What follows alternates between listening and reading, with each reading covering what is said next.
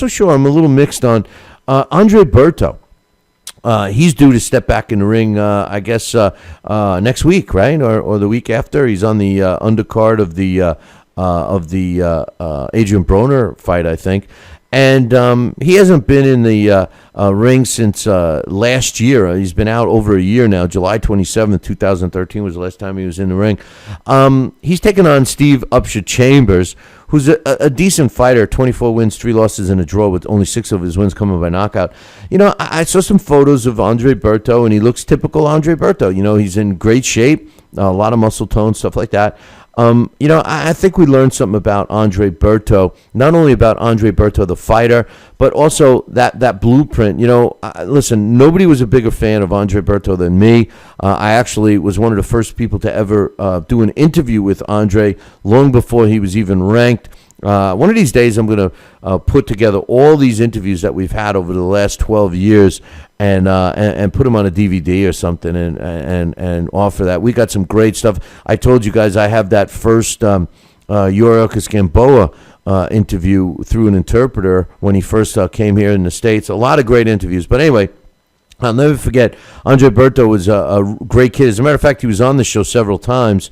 And I think what happened with Andre is that he was an exciting fighter, and he got a shot at the title a little too soon. And then all of a sudden we were expecting to watch him develop after he was a champion. He was like one of these guys, one of the first guys that I started seeing this blueprint, and I didn't like it. You know, I believe that fighters should, become developed before they win a title, even in this world of diluted titles. With that said, we also learned some other things about Andre Berto. He's got a lot of heart. He's got a lot of power. You basically got to kill him. But a lot of things that I believe were at fault for Andre Berto's decline, we should say.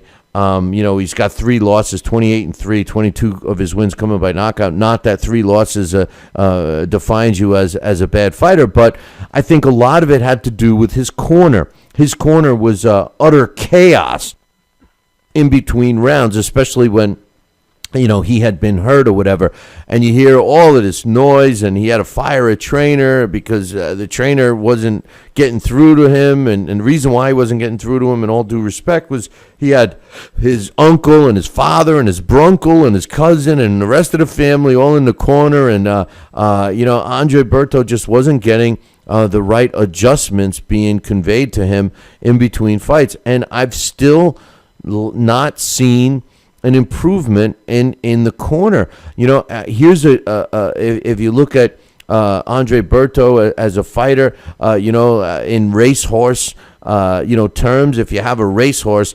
like Andre Berto, who's such a thoroughbred of a fighter, so to speak, you want to make sure that you're able to make these adjustments in between a fight, and I think that some of the outside influences hinder that, and I'm going to be watching that more than anything when he steps back into the ring next week, because I don't think it's going to be a question of how does he perform against Steve Upshur Chambers.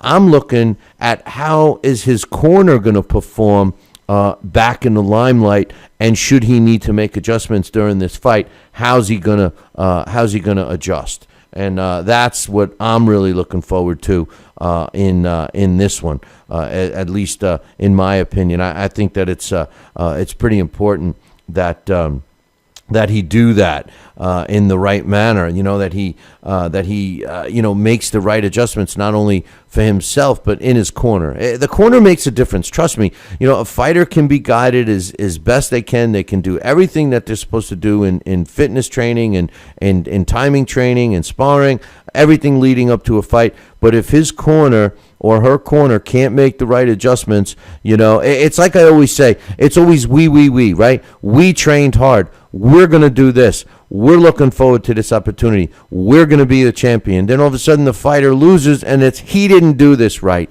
He didn't follow what we were telling him. He. The we becomes he, and that's wrong. If you're going to win together, you got to be ready to lose together, and I don't think that enough corners take the heat in today's sport the way they should. That's my opinion. One